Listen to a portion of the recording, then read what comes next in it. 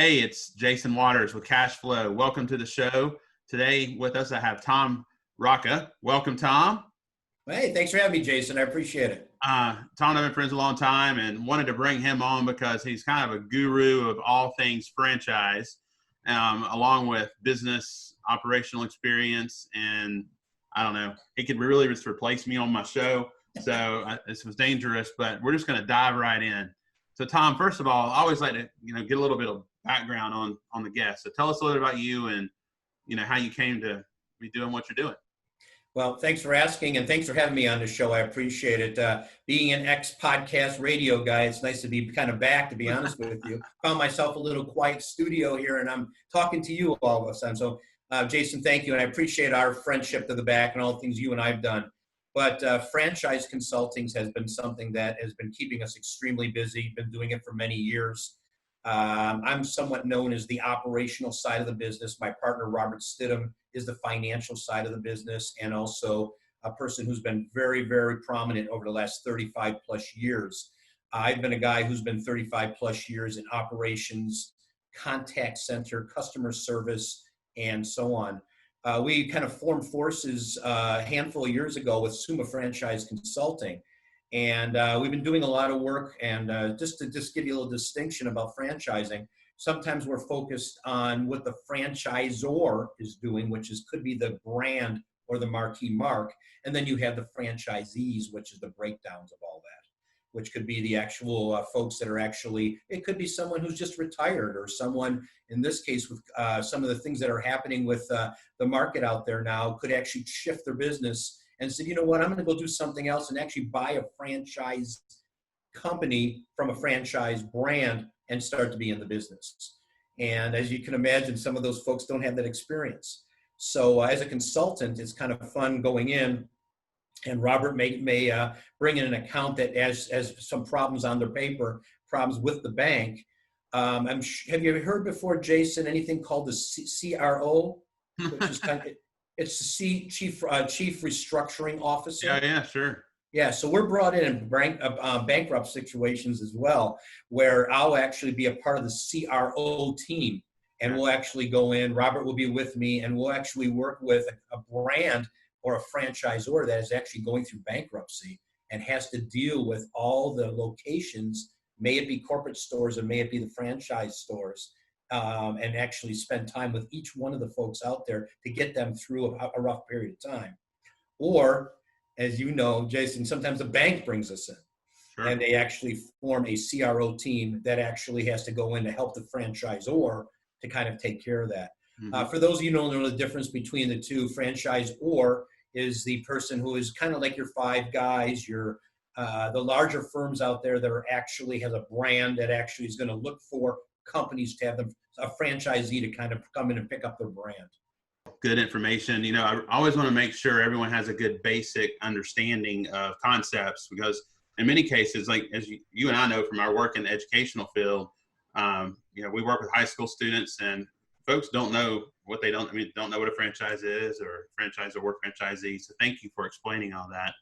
For our folks out there that think they might want to go into franchising, more as buying a franchise, I would say, than becoming a franchisor. I think we can touch on that. But how do I decide what I should do, or should I do it? And, what's kind of the thought process for someone that wants to be an entrepreneur but doesn't know how? Yeah, and it's funny. I'll tell you what, I will bounce back for 2 seconds. Yeah. If they wanted to become, I work with folks, as you can imagine, Jason, that have maybe they've tried 3 different restaurants within a regional area and said, you know what, we want to take this thing, package it, and take it across the country. Sure. Well, that's that franchisor comment you made. So I want our folks to hear that a little bit, because that way they'll give a good distinction on what that is. Okay.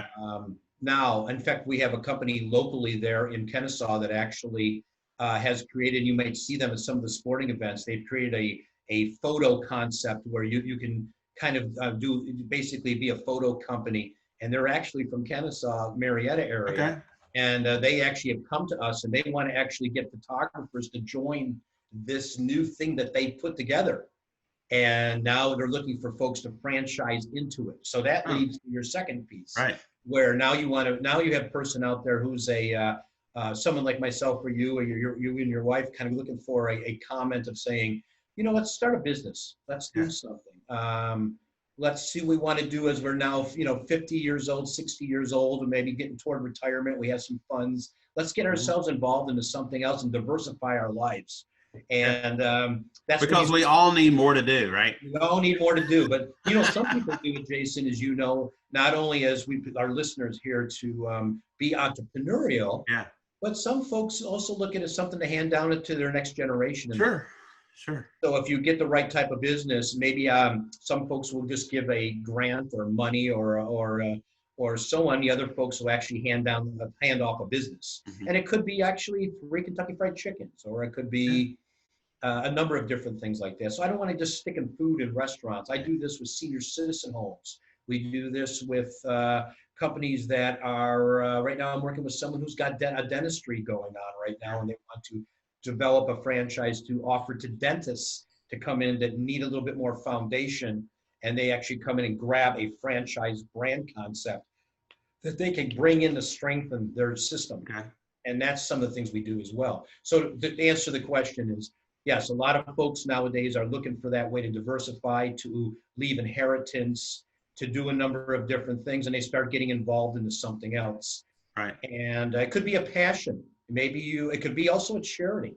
We have also folks that are doing some nonprofit concepts, because that can also be done the same way. Sure. And it could be something from the heart, or something, that actually means a lot to them. Okay, good. So from your experience, so let's flip it. Let's talk about the franchisor model. What kind of company is good to become? I mean, when do you say franchising my business is the route I should go? Here's how I look at it. And it's such perfect timing, because I just went through one of these. We had a gentleman in New Orleans, has 8 restaurants that have been very successful. He sat back and said, listen, I finally have my 8 working in unison. We now have SOPs and process. For those who know what SOPs are, they're standard operating procedures, and processes in place to take this thing and now actually set it into a canister and take it make it into an opportunity for someone else to take. Now, Jason, this is the part you're going to like, since you've got the financial background. They also have the model set up financially where if you follow the process properly, you will be in the black. If you fray from it, Jason, right, you will fall into the red. And that could be a number of different things, because when you're working with multiples, especially when it comes to food, I can come up with a national contract with US Foods or Cisco and so on. So you start to improve your efficiencies that way. Then you could take that model and expand out. And that could be going into different cities. And the other thing that Robert and I do is a lot of work around international franchising. So now all of a sudden we have someone that actually has made it in the United States and wants to take it to Europe, may it be China, and some other areas in the world. So to answer that franchisor question you just said to me and kind of summarize it is, once you feel that you actually can get your hands around it, you've got a process. It's developing the different pieces of time when it actually takes the piece where it actually, you start to solidify every one of those pieces, including financials and operations, and you can even roll out within real estate. Because if you think about it, if you do 3 or 4 places, you actually can say, wow, this is actually franchisable. Right. And you can take that model and actually drive it home, and someone can actually purchase it. Now it becomes a tangible with a positive financial asset that you can actually sell. Yeah. Tom, that's great advice. And we're running low on time. I just want to add a couple things to that.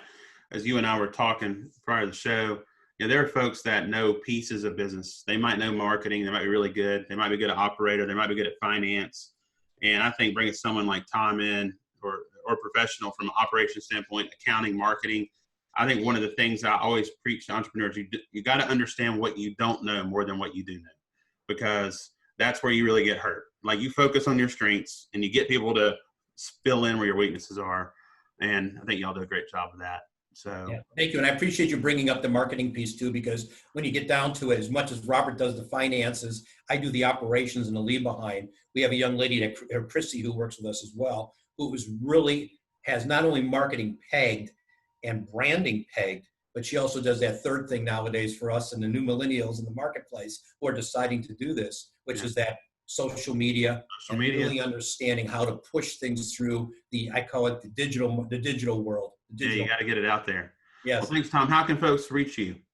Actually, the best way to do is you can go to our website called Summa Finance. SummaFranchising.com is the best way to go. Okay. And then my number is, I'm going to throw the number up on the line. Why not? It's because it's a good old Atlanta number, 770-778-1070. And I'm right in the Kennesaw, Marietta area.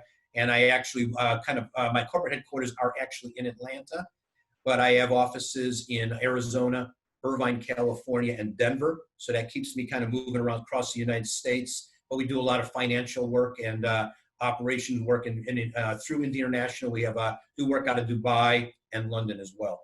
Great. If you ever need somebody to go on a trip with you, just call me. All right.